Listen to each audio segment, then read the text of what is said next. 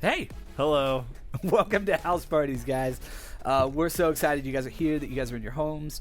If you're new, special welcome. Hope that everybody in your house is making you feel very connected and full of love and food. Yeah, maybe food. Maybe they have food. We got food at our house party. Excellent. Do you have food at yours? We have snacks Well, I mean, that's... and cake. We have cake like every week because we're always celebrating someone's birthday. Does Eli's mom make it? No, I pick it up from King Supers. Though I bet she'd make a killer cake. If you're hearing this, Mrs. Miyoshi, you should make a cake. Yeah. Stetson's birthday's coming up. It's actually not. No, It it's like happened a year from now. It happened like a month ago. I know. They got me. They got a cake, I think. Did they buy it or did they make it? They bought it. See, I'd be really cautious if a student made us cake. Mmm. You know what I mean? Because I think about how I was in middle school and high school and how I'd like to prank people. Yeah, You just never know. it's true. Hey, couple quick announcements before we do just what we got planned for tonight. First one is this. Next week, no house parties. Womp womp. But Thanksgiving, so it's kind of cool. Yeah, I mean, Thanksgiving's kind of hit or miss, though. Like, if you love your It's family, true. it's so good. it's true. But there's some times where you've just got some extended family where you're like, do I have to? Yep, it hinges on the food too. It Could be a great does. family experience, but Have you ever thought Yeah, about how food. weird it is that, we have the whole turkey's body just sitting there? no. It's almost like it's just been stripped of its feathers and tossed in the oven. Well, that's exactly what's happened. I know it is, but like any other time you eat turkey, it's like sliced up for sandwich meat. That's true. It's ground. You eat chicken, kind of the same thing. Maybe it's just a chicken breast or chicken thigh, but it's literally the whole turkey there, Yeah. and you're carving it to pieces. That's true. It's pretty savage. It is. I like it. I do too. So we don't have that. Following week after that, we're going to be down at Zoe's for our next student night. That's going to be pretty fun. Yep. And then Christmas house parties the week after, and then 3 weeks off. Yeah. So Yeah. it's going to be good. Hey, also, guess what went live? What? What went live? So when they're watching this, it'll be technically yesterday. But Yeah. guess what we made live? What? I have no idea. What are we talking about? What did we make live? We didn't make something live. We made something live. What? Tell me. Don't know. Registrations! Oh, yes, for camp. No? I mean, missions trip. Yeah. Yeah, missions trip Yeah, down to that's South awesome. Dakota. Cool. So if you guys want to be a part of that, talk to your mom and dad. I thought we were live streaming something. No, we're filming right now a day before. How are We we? should do mission trip registration like the NFL draft, where it's just this live stream and first come first serve. And That sounds stupid. it does sound Yeah. stupid. We shouldn't do that. That's So a anyways, bad if you guys want to idea. go talk to your parents, we do have sibling discounts for those of you whose parents took seriously that call to be fruitful and multiply.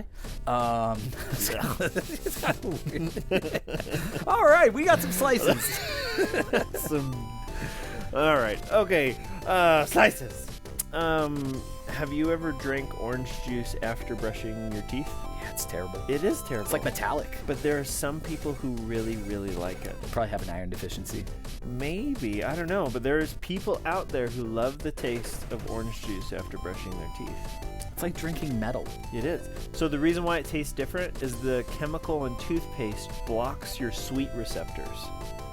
So you taste what orange juice really tastes like. Right. So it doesn't change the taste of orange juice. It's just you're tasting all the tastes of orange juice except for sweetness. Interesting. Hey, interesting thing about toothpaste. Did you know that fresh minty feeling you feel does absolutely nothing to clean your teeth after you brush your teeth? That makes sense. So when they invented toothpaste, Okay. 80, 90 years ago, Yeah. they were like, this is great, it's dental hygiene, people are going to be great. They didn't have that minty fresh feeling, and they couldn't get people to brush their teeth. Even though people are like, well, we know it's good, we're just not going to do it. They couldn't build the habit. And so once they added mint to it, people felt like their teeth were clean, and Cool. that's what made them actually do it. Okay. So basically, brushing your teeth with that stuff, it's basically one big psychological game. Yeah, you're getting brainwashed. Pretty much. Anyways, all right, I got a twofer. Slice, Slices. Yeah, double. All right, so the first one is this. Maybe you heard about it this last summer. Y'all know what shoplifting is, right? Yes. What do you think the weirdest is? The weirdest thing is that somebody tried to shoplift from a store. A mannequin. No. Butter. butter. What? There was a woman, and this is beautiful. Like, you can look this up on YouTube if you want, like, because it was all captured on CCTV, right? So those video cameras. She was trying to steal a chainsaw by sticking it down her pants Wow. and walking out of the store with it. She's got baggy pants. No, she didn't. That's the funny part. How did you it see fit? her? You see her for like.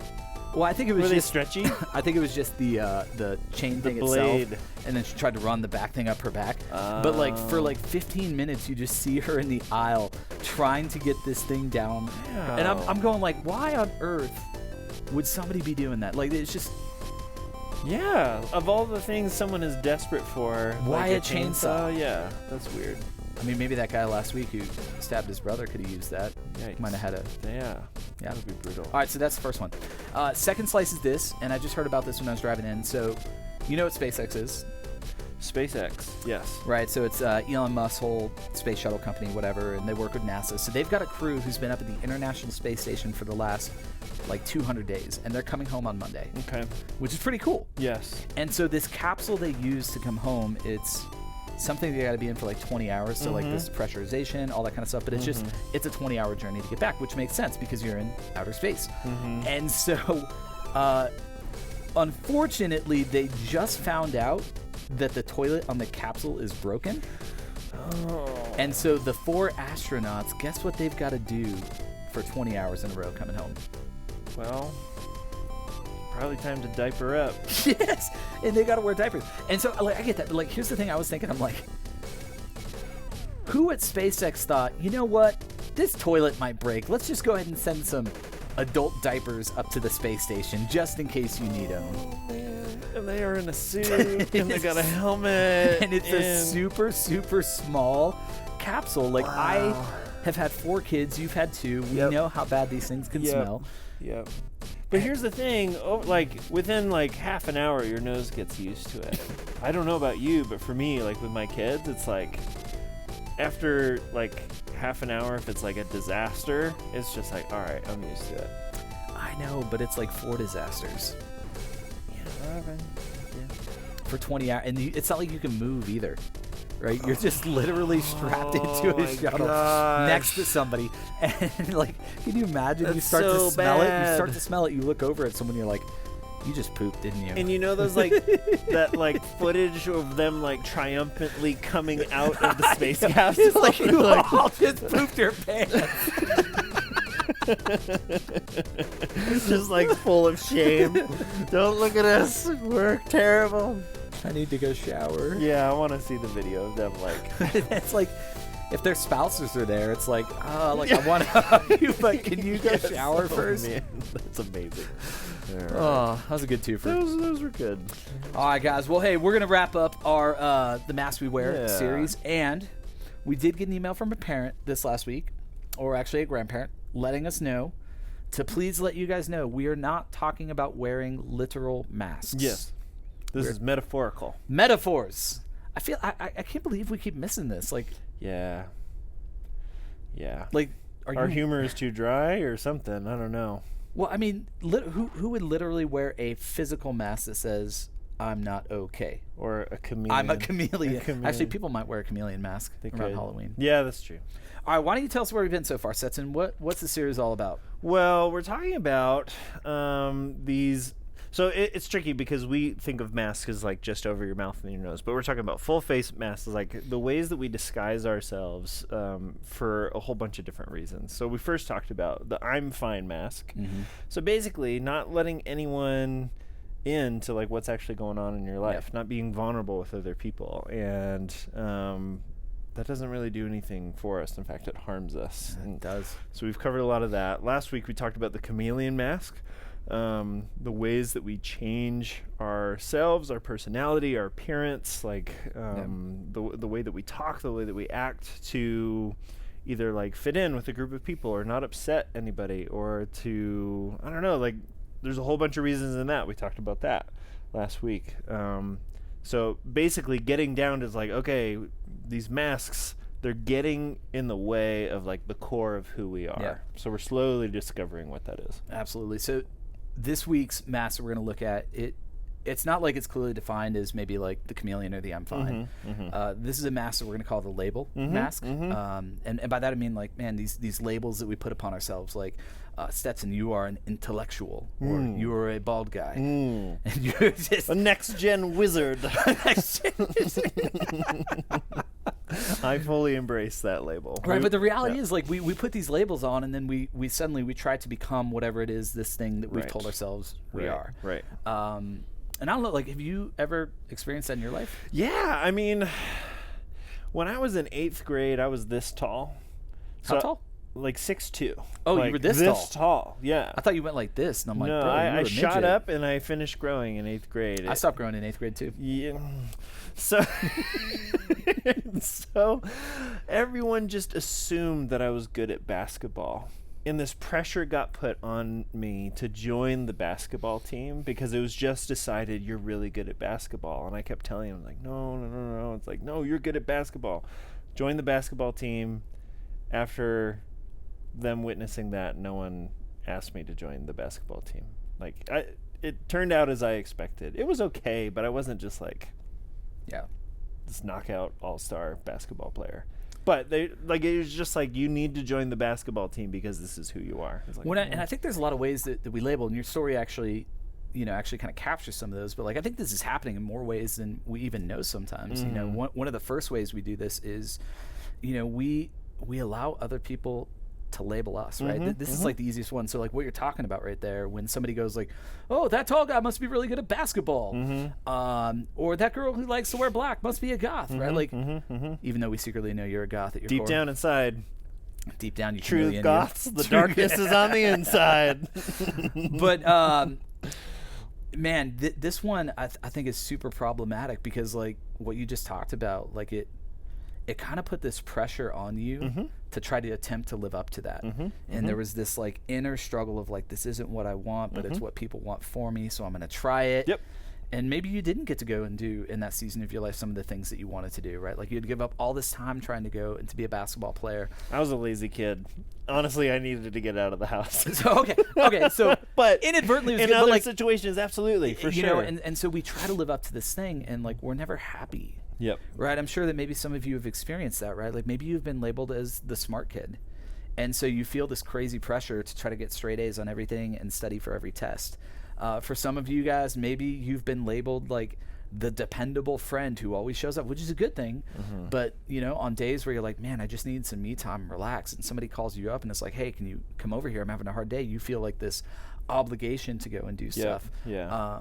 And it's a problem because it keeps us away from becoming who we really want to be and who we really feel like we've been called to be. Yeah. Like, I picture this mask with one of those blank hello, my name is, like, name tags on it.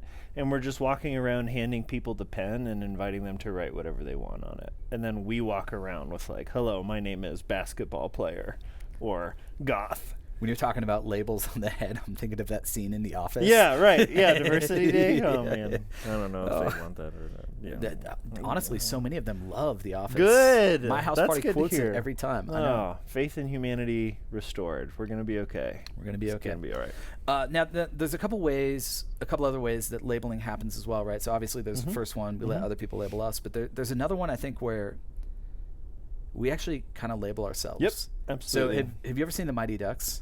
No. You've never seen The Mighty Ducks? Sorry. Have you? Please, someone tell me in the audience you guys have seen it. Like, honestly, it's one of the greatest I've movies. heard good things. Dude, it's so, and they have a TV show now on Disney about it, even though it's like 25 years later.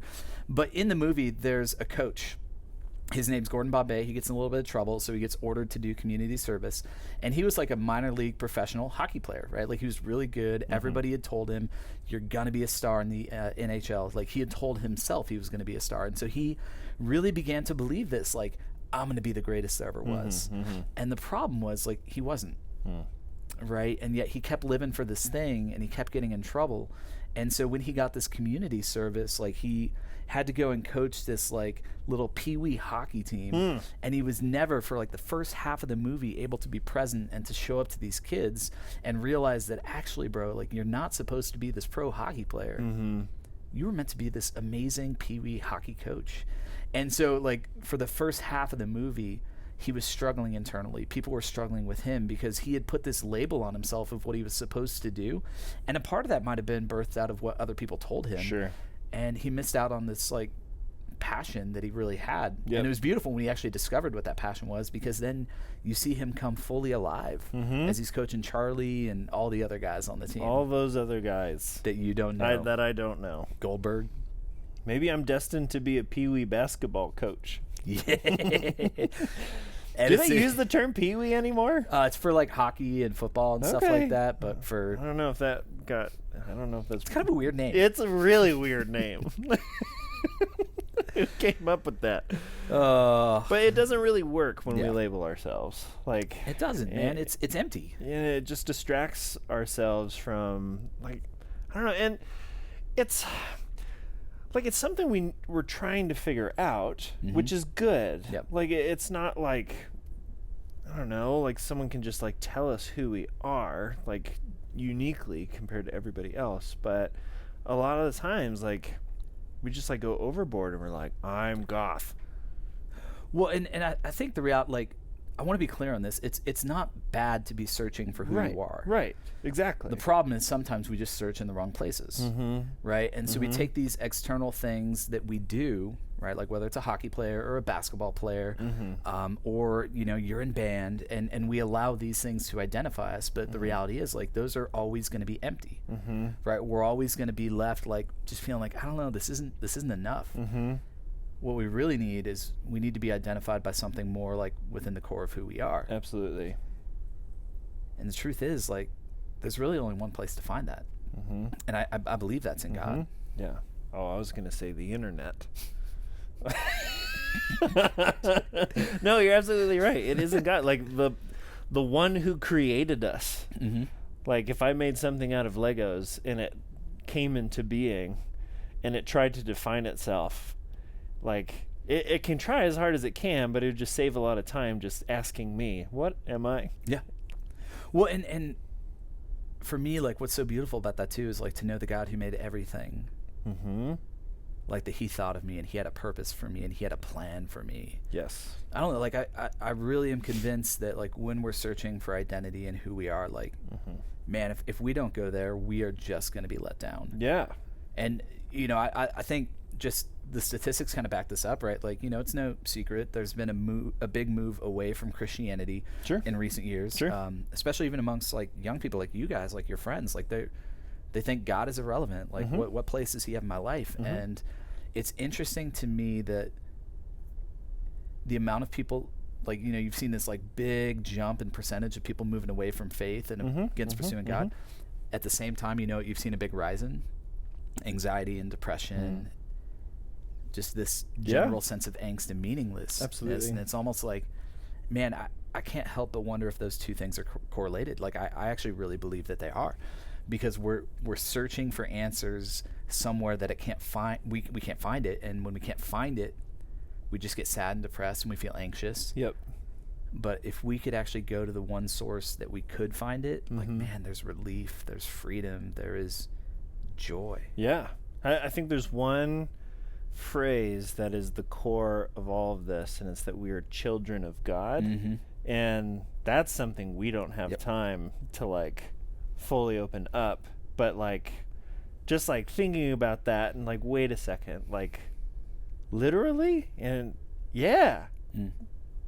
and I mean, that's something big to talk about for sure. Absolutely. And you guys will definitely get to do that in your guys' house parties here in a bit. I think there's one more way that we experience labeling, and I think you're the recipient of this in your own story, and that's when we label other people. Right. And that can be really destructive. Yeah, and a lot of times we do that to contrast themselves from us. Like, we do a lot of labeling to differentiate something that we don't like from something that we see in ourselves. Like, that's kind of heady, but it's like, okay, if these are the others, that means I'm not a part of it, and then I'm not connected to this in any way. Which is kind of like this deep theological perspective of, like, well, bullies just make fun of you because they feel bad about themselves. It's like, it's more complicated than that. Yeah.